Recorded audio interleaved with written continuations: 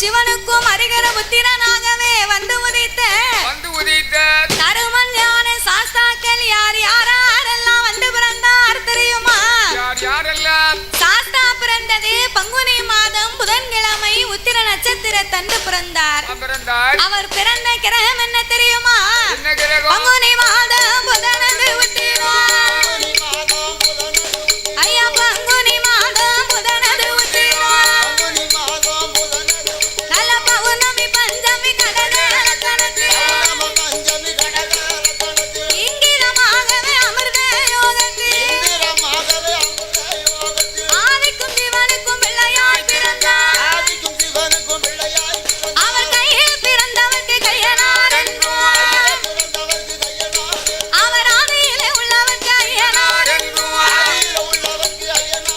சாமி ஐயனார் ஐயனார் ஹரிஹர சுதன் ஐயனார் ஐயனார் ஐயனார் சபரிமலை ஐயனார் ஐயனார் ஐயனார் அச்சங்கோவில் ஐயனார் சாமி ஐயனார் ஐயனார் ஆனா ஆரியங்காவ் ஐயனார் ஐயனார் ஐயனார் குலத்த குல ஐயனார் ஐயனுக்கும் ஐயனாக ஐயனார் ஐயனார் துரைமுத்து ஐயனார் ஐயனார் ஐயனார் ஏம்புலிங்க சாஸ்தாவா ஐயனார் ஐயனார் அவன் கற்குவேல் ஐயனார் ஐயனுக்கும் ஐயனாக அருவஞான சாஸ்தாவாக சுவாமி பிறந்தாரே சங்கடங்கள் தீர்த்திடவே சாஸ்தா பிறந்தாரே ஐயன் வந்து பிறந்தார் என்று அமர்ந்திருக்கும் தாய்மார்கள் உங்களோட வாயாலே ஒரு குலவ போடுங்கம்மா முக்க முக்க மூணு தேரம் குலவ போடுங்கம்மா இன்னும் ஒரு குலவ இப்படி பொம்பளை இருக்கையில எல்லாரும் சேர்ந்து குலவு போட்டாங்க. அது மாரியம்மா வாசலுக்கு வந்துட்டு குலவு போடாம இருந்தா என்ன அர்த்தம்? எல்லாத்துக்கும் போட தெரிஞ்சாதான் போட்டிருப்போம்ல. அது எப்படி குலவு கூட தெரியாம தாய்மார்கள் இருப்பாங்களா? ஒரு சில பேருக்கு தெரியும், ஒரு சில பேருக்கு தெரியாது. அதெல்லாம் எல்லாருக்கும் குலவு போட தெரியும். கூட்டத்துல குலவு போடுறதுக்கு வெக்கமா இருக்கு. அப்படியா? பிறகு குலவு போட வெக்கவே படக்கூடாது. வெக்கமே படக்கூடாது. எந்த ஆலயத்திலயுமே எவ்வளவுதான் பெரிய நிகழ்ச்சி இருந்தாலும் குலவு போட்டா தான் ஆத்தாலே வருவா. அதனால நீங்க குலவைய போடுங்க. போடுங்க தாய போடுங்கம்மா ஒரு குலவை. பொன்னான மணி குலவை. முக்க மூணு தேரம் குலவை போடுங்கம்மா. பொன்னான பூநூல பொன்பதித்த நாவடம்மா. வெள்ளியான பூநூல வெங்கலத்த நாவடம்மா. தங்கத்தால பூநூல தனி வயிற தாவடம்மா. ஆடப்பட குதிரைப்பட ஐயங்காட்சி வேப்படையா முன்படையா மின்படையா கண்ணியலும் பெரும்படையா ஆடப்பு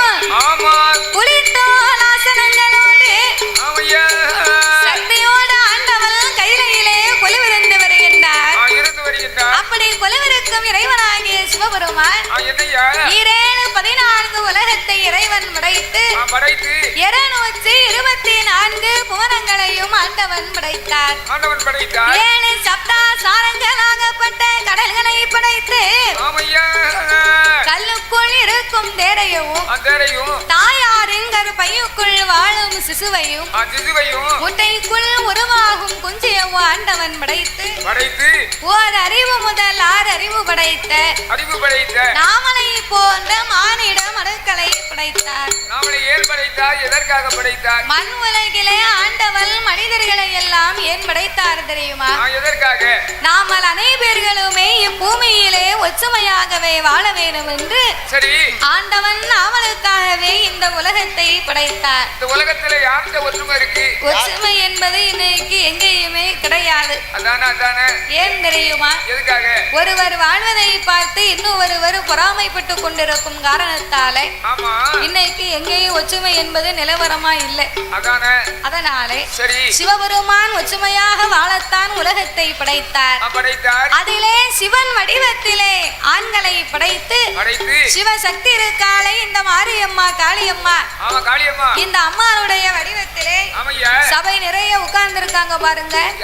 நாமளை 10 மாதம் சுமந்து பெற்று எடுத்த தாய்மார்களை படைத்து சிவன் வடிவத்திலே ஆண்களையும் சக்தியின் வடிவத்திலே பெண்களையும் படைத்தார். ஆனென்றும் பெண்ணென்றும் ஆண்டவன் அகில உலகத்தை உண்டு பண்ணி நாமளுக்கெல்லாம் 6 அறிவை கொடுத்தார். 9 தத்துவத்தை படைத்தார். மனிதர்களுக்கெல்லாம் ஆண்டவன் 3 ஆசைகளை கொடுத்தார். 3 ஆசைனா மண் ஆசை, பொன்னாசை, பெண்ணாசை.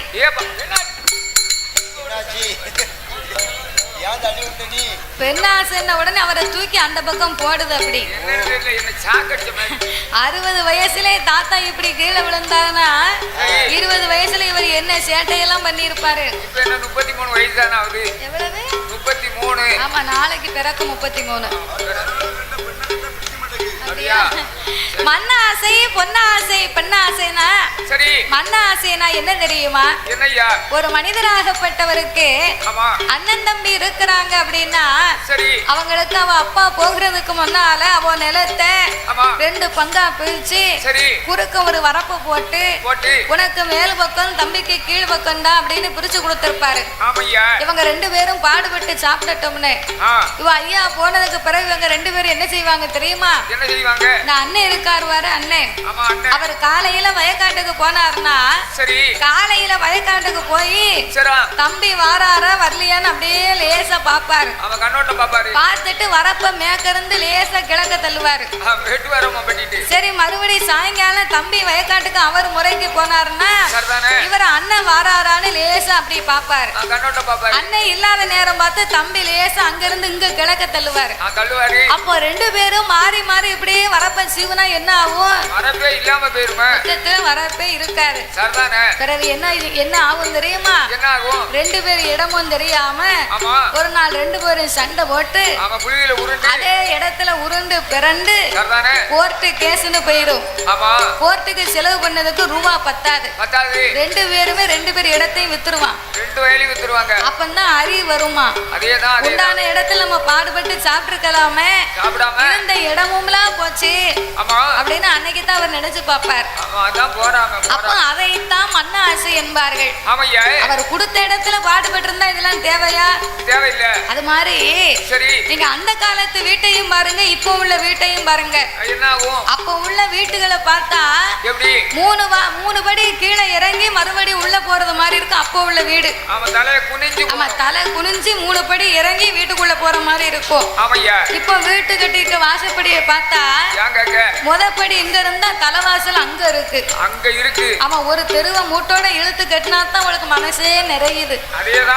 இதுக்கு எல்லாம் அந்த இடத்துக்கு ஆசைப்பட்டு இவ்வளவு பிரச்சனையும் நடக்கு. அப்ப இதைத்தான் மண்ண ஆசை என்பார்கள். 2வது ஆசை பொண்ணு ஆசை. பொண்ணு ஆசைனா என்ன தெரியுமா? நான் இருக்காங்க பாரு நம்ம தாய்மார்கள். இப்ப நம்ம மாரியம்மா கோயிலுக்கு சாமி கும்பிட வாராங்கன்னு வை, வாரவங்க முதல்ல சாமியை கும்பிட போவாங்க. சாமியை கும்பிட போனாலும் இந்த கண்ணு முதல்ல எங்க போகும் தெரியுமா? அம்மா என்ன பட்டு சேலை கட்டி இருக்கா? அம்மா என்ன கலர்ல கட்டியிருக்கான்னு முதல்ல சேலைய பாப்பா. பாப்பாங்க. ரெண்டாவது சரி அம்மா என்ன நகை போட்டிருக்கா அதானே அவளை எப்படி அலங்காரம் பண்ணி இருக்காங்க அப்படின்னு அவ போட்டிருக்க நகையை பார்த்துட்டு வீட்டுக்கார ஐயா கிட்ட வந்து சொல்லுவா. என்ன சொல்லுவா? இங்க பாருங்க மாரியம்மாவுக்கு கழுத்துல இருந்த அடி வயிற்று வரைக்கும் கல்லால் செயின் அள்ளி போட்டிருக்காங்க. அதே மாதிரி எனக்கு அடுத்த வருஷத்துல நீர் ஒண்ணு வாங்கி தரணும். அப்படி தரலன்னு வையும் அடுத்த வருஷம் நான் திருவிழாவுக்கே வரமாட்டேன், அப்புறம் உமக்கு தான் கேவலம் அப்படின்னு பேசுவாங்க. அப்போ இதைத்தான் பொண்ணு ஆசை என்பார்கள். மூன்றாவது ஆசை ரொம்ப முக்கியமான ஆசை. யாருக்கும் இருக்காத ஆசை, எவருக்கும் நிகட்டாத ஆசை, அதான் பெண் ஆசைன்னு இருக்கான். உலகத்திலே பெரிய ஆசை. அதை சொன்ன உடனே அவளை தூக்கி தூர போட்டுடுது தாத்தா. ஆமா ஆசைன்னு சொன்ன உடனே இந்த மாதிரி வருது. என்ன ஆசைனா கப்பல்ல பொண்ணு வருதுன்னா எனக்கு ஒண்ணு எங்க அப்பனுக்கு ஒண்ணு பானா எங்க சித்தப்பனுக்கு ஒண்ணு அது கூட மாமாவுக்கு வேற மண்டையில முடியலையே நீ எல்லாம் பொண்ணு கேட்கலாமாயா? ஓ மண்டையில முடியல இதுல உங்க மாமாவுக்கு வேற. அவருக்கு